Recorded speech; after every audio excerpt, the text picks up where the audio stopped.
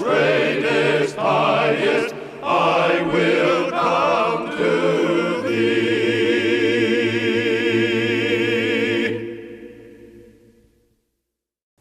Our lesson begins with Joseph being in prison. Genesis 40, verse number 1. It came to pass after these things that the butler and the baker of the king of Egypt offended their lord, the king of Egypt. And Pharaoh was angry with his two officers, the chief butler and the chief baker.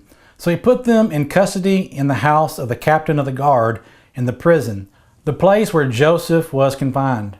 And the captain of the guard charged Joseph with them, and he served them. So they were in custody for a while. Then the butler and the baker of the king of Egypt, who were confined in the prison, had a dream, both of them, each man's dream in one night, and each man's dream with its own interpretation. And Joseph came into them in the morning, and looked at them, and saw that they were sad.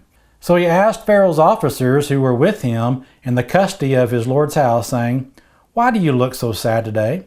And they said to him, "We each have had a dream, and there is no interpreter of it." So Joseph said to them, "Do not interpretations belong to God? Tell them to me, please." Then the chief butler told his dream to Joseph, and said to him, "Behold, in my dream a vine was before me, and in the vine were 3 branches. It was as though it budded, its blossoms shot forth, and its clusters brought forth ripe grapes. Then the Pharaoh's cup was in my hand, and I took the grapes and pressed them into the Pharaoh's cup, and placed the cup in Pharaoh's hand." And Joseph said to him, "This is the interpretation of it. The 3 branches are 3 days. Now within 3 days Pharaoh will lift up your head and restore you to your place, and you will put Pharaoh's cup in his hand according to the former manner when you were his butler. But remember me when it is well with you, and please show kindness to me. Make mention of me to the Pharaoh, and get me out of this house." Joseph is one of those great characters in the Bible that you can really appreciate. He went through a lot in his life. He got the short end of the stick many times as he suffered at the hands of others when he had done nothing wrong. He had ended up in prison because he was falsely accused by Potiphar's wife of doing what she was trying to do to him. While he was in prison, the baker and the butler are thrown into prison. And as we just read, the butler wants Joseph to interpret his dream for him. Joseph does this for him, which turns out to be good news for the butler. So Joseph makes a request. He wants the butler to mention him to the Pharaoh so that he might be released from prison. Of course, if you read the rest of the chapter, you see the baker also asked Joseph to interpret his dream, but his interpretation was not good because he was going to be put to death. Just as Joseph said, the butler was restored in 3 days. Now you would think the butler would honor Joseph's request, but he does not. Genesis 40, verse 23. Yet the chief butler did not remember Joseph, but forgot him. Sometimes people are just like this butler who have something good done for them, but then they seem to forget all about it, and they do not do something good for someone else afterwards. We certainly want to be careful that we do not take the kindness of others for granted.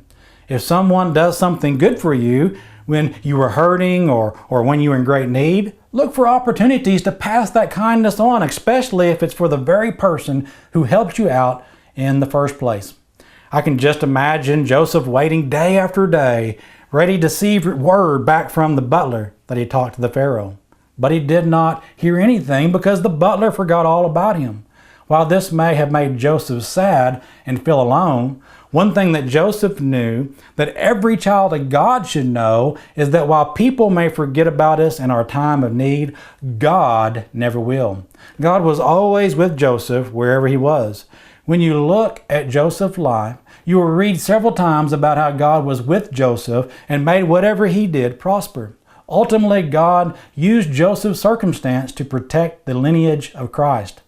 Let us learn to never forget that God is always there for us, even if everyone else has turned their back on us and forgotten us. God will never forget you, and He'll never stop loving you. As the writer of Hebrews says, Hebrews 13, verse number 5, "Let your conduct be without covetousness. Be content with such things as you have, for He Himself has said, I will never leave you nor forsake you." So I hope that you will comfort yourself with these words.